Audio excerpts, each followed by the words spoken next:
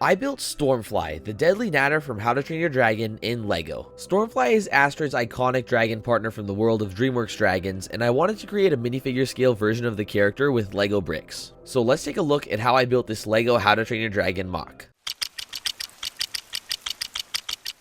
I designed Stormfly in Bricklink's Studio Digital Design program, and I used that program to create instructions for the build so I could order the parts and build Stormfly with real bricks. Here are all the pieces laid out. There are a total of 323 elements that make up this LEGO MOC, including an interchangeable saddle piece. If you're a fan of LEGO or How to Train Your Dragon, make sure you subscribe because I'm building the Island of Berk and many more of the iconic dragons from the franchise. But now, let's build Stormfly.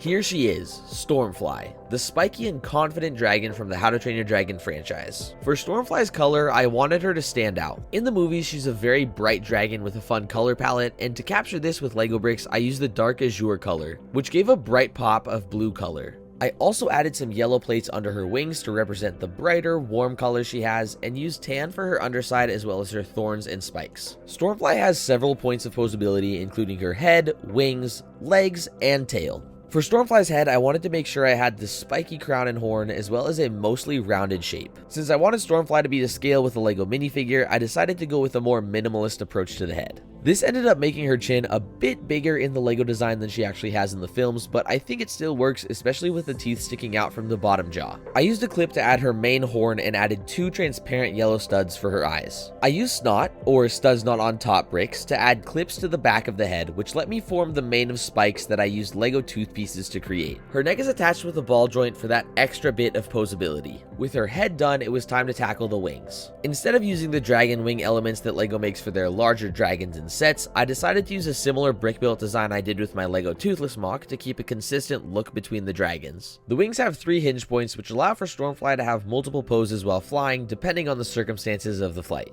She's also able to fold her wings back for walking around Berk with Astrid. Stormfly uses ball joints for her wing connections, which help the dragon feel more expressive and bring more character to the build when other parts had to be dialed back for scale. I used wedge plates and smooth slopes to create the shape of the wing, and I added some round tiles to represent the cool pattern of Stormfly's scales and add a little more detail. With the hardest part of the design out of the way, I designed 2 legs, this time using ball joints. These legs have more posability than Toothless did, and I want them to feel more like a chicken or a dinosaur leg. I used wedge plates to create that shape, then used round plates and slopes to create her feet, where I added a few more claws for her to carry things around. The tail was the last piece of posability for Stormfly. I used ball joints so that Stormfly's tail could whip around when she shoots thorns at her enemies. The ball joints are wrapped in brackets and jumper plates to keep her blue and tan color palette. After building Stormfly with the ball joints, I think I do want to go back and modify my LEGO Toothless to have ball joints as well. The tail is connected to Stormfly's body with the ball joint tucked in between 2 slopes. Stormfly is covered with spikes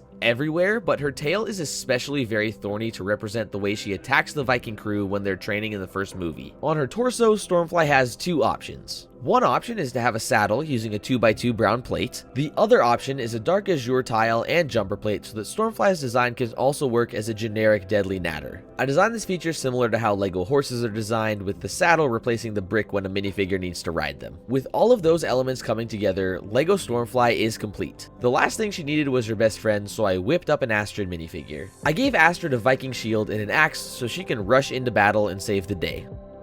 And there they are, Stormfly and Astrid in LEGO. If you want to see the camera rig I designed that allows me to get the dragonflight point of view on Stormfly, make sure to check out my Toothless MOC deep dive where I take a closer look at that tool. And that's how I built Stormfly from How to Train Your Dragon in LEGO. If you like this design, there are instructions available on my Rebrickable page linked below. Who is your favorite dragon rider from How to Train Your Dragon? Let me know in the comments. If you enjoyed the video, leaving a like helps me out a bunch, and make sure you subscribe because I'm building the Island of Berk in LEGO and we are nearing the finish line. Thank you so much for watching, and remember, it's always a beautiful day in the Brickstorm.